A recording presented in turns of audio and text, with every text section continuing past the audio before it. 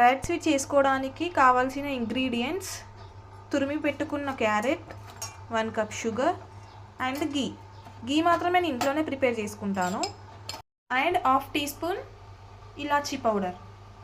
ఇలా ఒక 3-4 బాదం తీసుకొని కట్ చేసి పెట్టుకోవాలి. స్టవ్ ఆన్ చేసుకొని ప్యాన్ పెట్టుకొని గీ వేసుకోవాలి.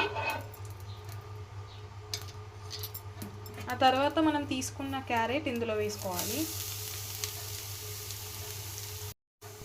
ఇలా గీలో క్యారెట్ కలుపుతూ ఫ్రై చేస్తూ ఉంటే వావ్, స్మెల్ చాలా బాగా వస్తుంది.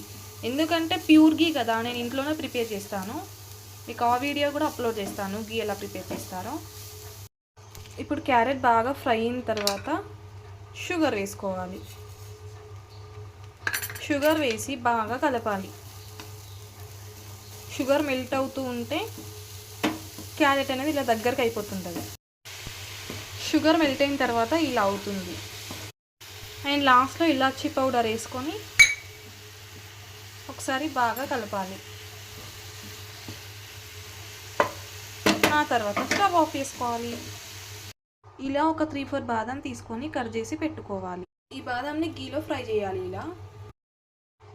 ఇప్పుడు ఫ్రై చేసి పెట్టుకున్న బాదాన్ని ఇలా హల్వా పైన గార్నిష్ చేయాలి. ఇప్పుడు మనకి ఎంతో టేస్టీగా ఉండే క్యారెట్ స్వీట్ రెడీ అయిపోయింది.